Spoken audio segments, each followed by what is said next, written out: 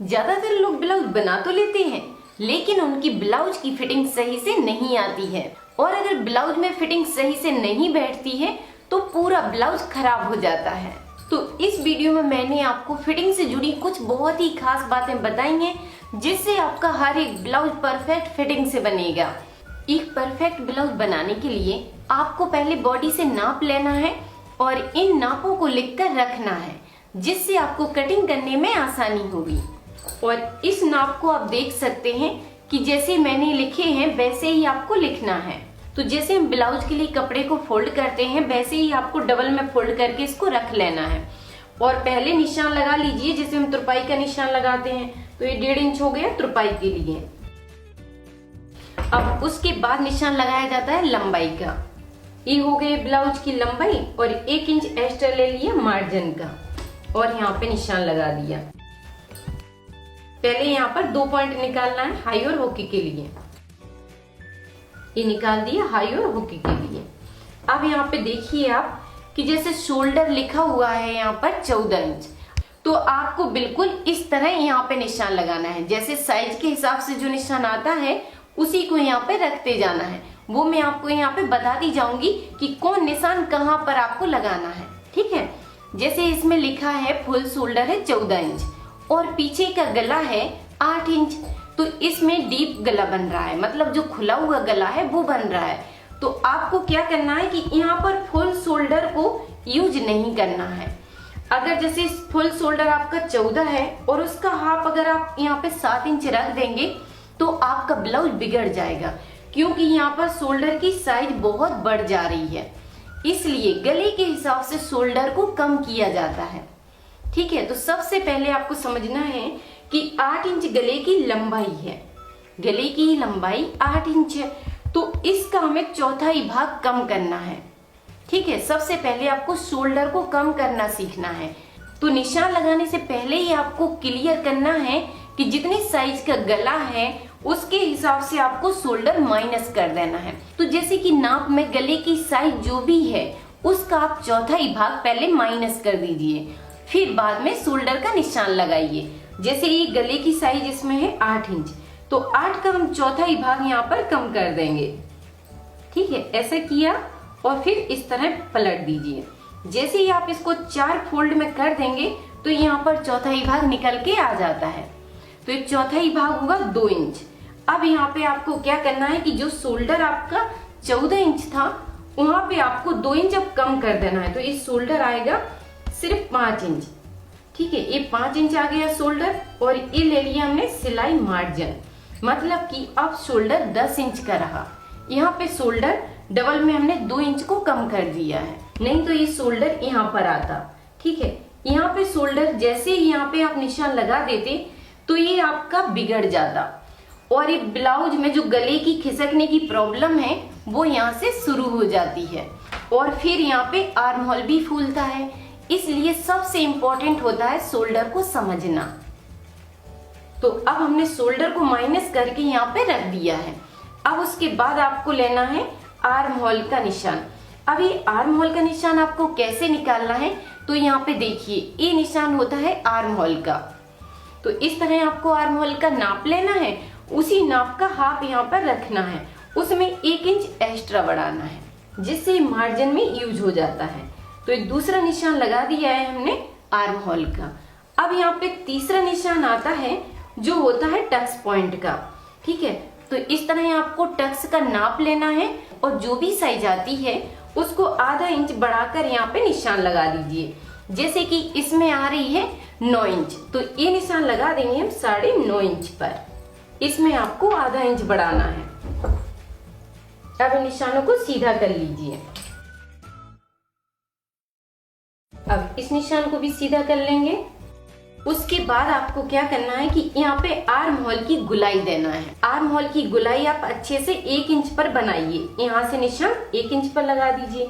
और यहाँ पे अगर आपकी गुलाई सही से नहीं बनती है तो आप यहाँ पे प्लेट को यूज कर सकते हैं। इस तरह रखिए और एक निशान बना लीजिए, जिससे गुलाई आपकी परफेक्ट आ जाएगी। तो इस तरह आप निशान बना लीजिए। उसके बाद यहाँ पर गले की साइज को रखिए। अगर आप 2.5 इंच में गले को तैयार करना चाहते हैं तो यहाँ पे 2 पॉइंट कम रखिए, जिससे गला आपका 2.5 इंच में बनकर तैयार हो जाएगा। अगर आप पहले से 2.5 इंच में कटिंग कर देंगे तो ये गला 2.25 इंच में तैयार होगा, मतलब कि गले की चौड़ाई बढ़ जाएगी।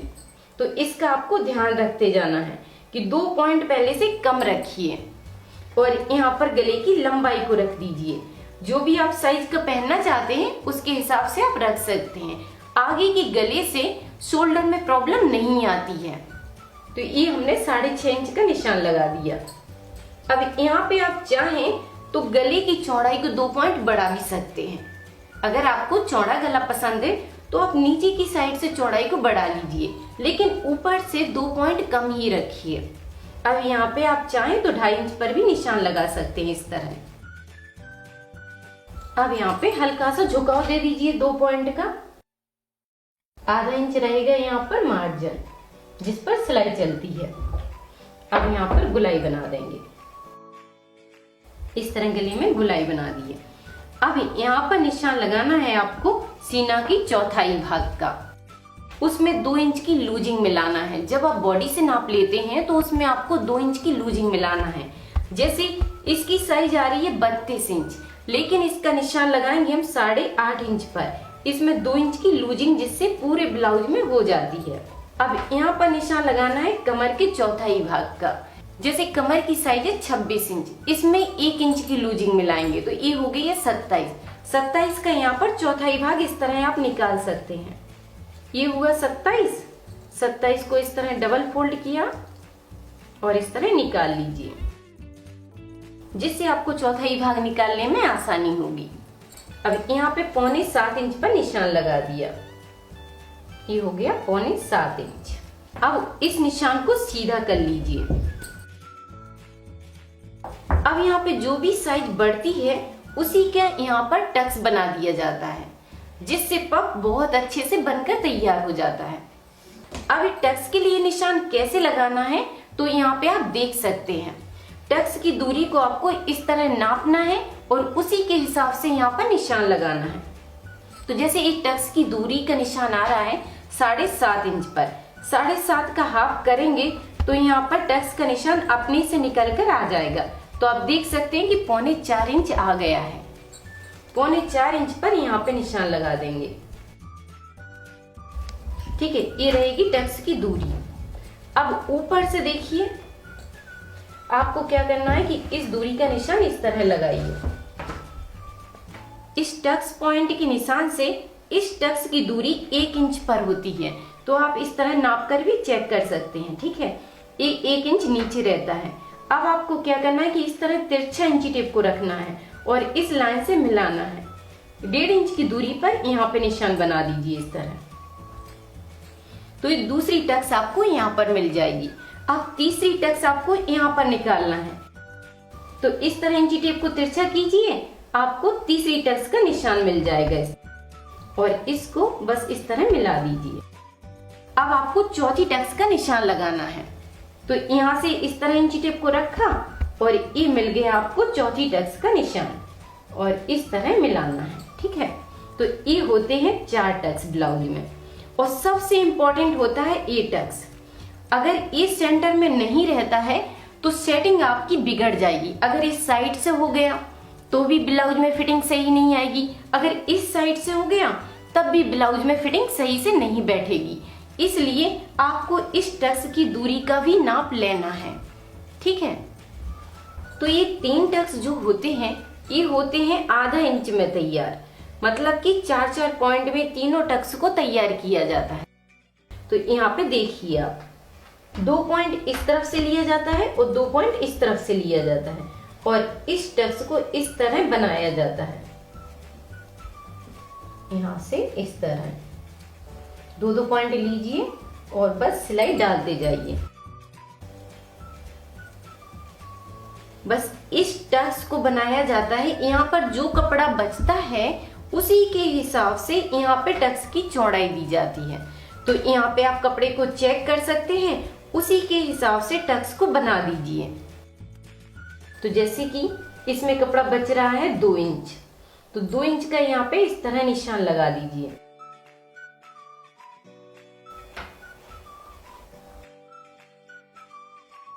मीडियम साइज में आपको इन टक्स को तो चेंज करना ही नहीं है। 1.5 इंच की दूरी से ही आपके टक्स बनेंगे। बस आपको इस टक्स को चेंज करना है कि यहाँ पर जो भी कपड़ा होता है उसके हिसाब से यहाँ पे टक्स बना दीजिए। और इसकी जो दूरी रहेगी वो 1.5 इंच की ही रहेगी। अब मैं आपको यहाँ पर बताती हूँ, जैसे आस्तीन की गोलाई का नाप आ रहा है 14 इंच, तो पहले उसको यहाँ पे चेक कर लीजिए कि आर्म होल आपका सही है या नहीं। अगर आर्म होल की साइज ज्यादा है तो उसको फिर कम भी करना पड़ता है। ठीक है, यहाँ पे देखिए, तो जैसे कि आस्तीन की गोलाई आ रही है इसमें 14 इंच, तो 14 इंच की गोलाई को इसमें चेक करेंगे और आधा इंच एक्स्ट्रा देखेंगे यहाँ पर टक्स के लिए है या नहीं। तो यहाँ पे चेक कीजिए इस तरह, ये हुआ 2 इंच, 3 इंच, 4, 5, 6 और ये हुआ 7 इंच। और ये एक्स्ट्रा जो आधा इंच है उसकी यहाँ पर टक्स बन जाएगी। इस तरह आपको आस्तीन की गोलाई को इसमें फिट रखना है, जिससे आर्म होल आपका लूज नहीं होगा। उसके बाद यहाँ पे आप 1.5 इंच का मार्जिन रखिए कि ये रहा 1.5 इंच का मार्जिन। यहाँ पे भी आपका 1.5 इंच का मार्जिन रहेगा और बस सीधा मिलाते हुए इसकी कटिंग कर लीजिए। अब आपको इसी निशान के ऊपर कटिंग करते जाना है।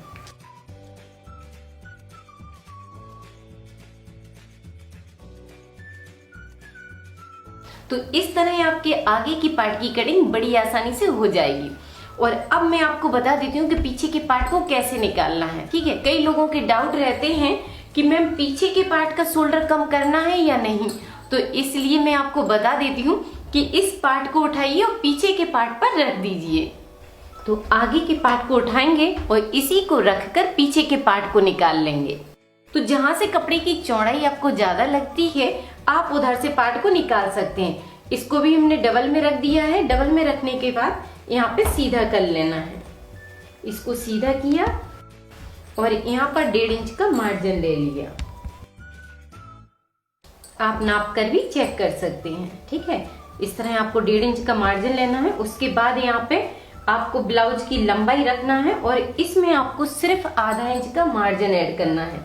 ये हो गया फिक्स 14 इंच और आधा इंच यहाँ पर मार्जिन ले लिया। उसके बाद इसको उठाएंगे आगे के पार्ट को और इसके ऊपर रख देंगे मिलाकर। अब यहाँ पे जो ये हाई होके का कपड़ा है उसको आगे की साइड बढ़ाना है आपको और मिलाते हुए रखना है। तो इस निशान को लगाने के बाद अब हम आगे के पार्ट को उठाएंगे और इसके ऊपर मिलाकर सेट कर देंगे। उससे पहले हम इस लाइन को हटा देते हैं। ये जो एक्स्ट्रा कपड़ा है तो इसको पहले सीधा कर देते हैं। इसको हटा देंगे जिससे आपको क्लियर समझ में आएगा। ठीक है, इसको हटा दिया है। उसके बाद इस तरह मिलाकर रखें। अब यहाँ पे आपको हाई होके के कपड़े को आगे की साइड बढ़ा कर रखना है। इसको आगे की साइड बढ़ा दिया है। अब यहाँ पर निशान लगाना है। तो ऊपर से आप सेम निशान बनाते जाइए इस तरह कि जिससे आपका शोल्डर बिल्कुल आगे के शोल्डर के बराबर ही हो। ठीक है, यहाँ पे आपको बढ़ाना नहीं है।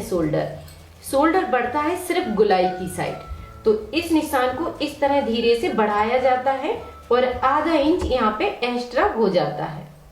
ये आधा इंच का यहाँ पे फर्क आ जाता है और यहाँ पर फिर बराबर से मिलाना है इस तरह।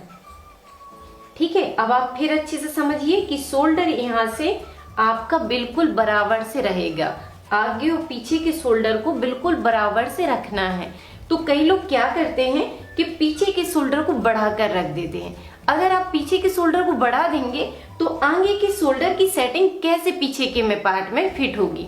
इसलिए बिल्कुल इसकी बराबर से इसकी कटिंग की जाती है। ठीक है, तो इसको बिल्कुल बराबर से मिलाकर रखिए और गोलाई की साइड आधा इंच बढ़ा दीजिए। अब यहाँ पर देखिए कि ये गले का निशान ले लिया। गले की चौड़ाई आपको यहाँ पर लेना है। अब इसको आप हटा सकते हैं। यहाँ पे पहले एक निशान बना लीजिए कि ये हो गया इसके मार्जिन का। ठीक है, अब हम इसको हटा देंगे। अब यहाँ पे आप अपने गले के हिसाब से निशान लगा सकते हैं। जो भी आपके नाप में निशान है उसके हिसाब से लगाइए। ठीक है, तो जैसे इसका गला में तैयार करना है 8 इंच का, तो ये निशान लगा देंगे 8.5 इंच पर और यहाँ से इसकी चौड़ाई 2.5 इंच रख देंगे।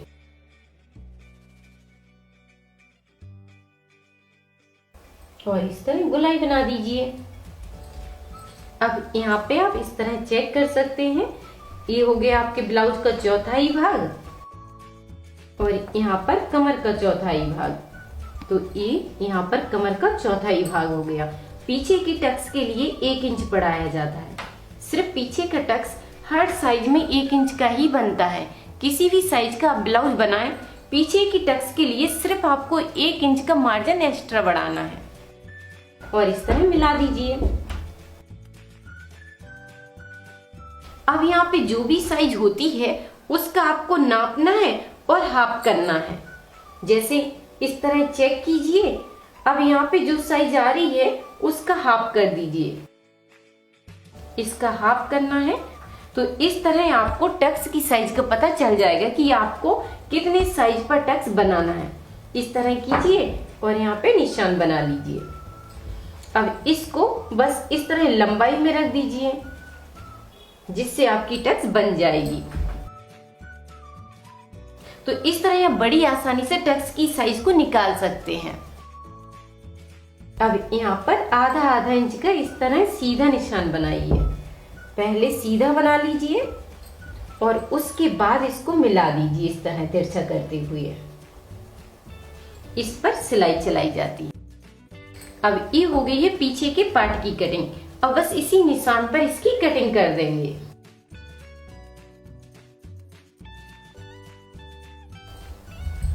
इस तरह आपके पीछे के पार्ट की कटिंग हो जाएगी। अब मैं आपको एक बार पूरी कटिंग दिखा देती हूँ। तो ये है आगे का पार्ट और ये है पीछे का पार्ट। ये है इसकी आस्तीन और ये है ब्लाउज की फिनिशिंग के लिए कुछ पट्टियां हैं जिससे इसमें फिनिशिंग दी जाएगी। तो इसमें मैंने आपको टिप्स के साथ पूरी कंप्लीट कटिंग करना बताया है। तो जब आप कटिंग करते समय इन इम्पोर्टेंट बातों का ध्यान रखेंगे तो आपकी कटिंग परफेक्ट होगी और जब कटिंग आपकी परफेक्ट होगी तो ब्लाउज भी फिटिंग से बनेगा। अब आप बनाइए, ट्राई कीजिए और अगर आपको ये वीडियो पसंद आई है तो मुझे जरूर बताइए। और अगर आपको कोई डाउट है या आप मुझसे कोई सवाल पूछना चाहते हैं तो आप मुझसे पूछ सकते हैं। और इस तरह की और भी वीडियो देखने के लिए आप मेरे पेज राधिका ट्यूटोरियल्स को जरूर फॉलो कीजिए। वहाँ पर आप सिलाई से जुड़ी हर एक चीज सीख सकते हैं। और इस फेवरेट बटन पर जरूर क्लिक कीजिए जिससे जैसे ही न्यू वीडियो अपलोड होगी तुरंत ही आपको मिल जाएगी। थैंक यू, धन्यवाद।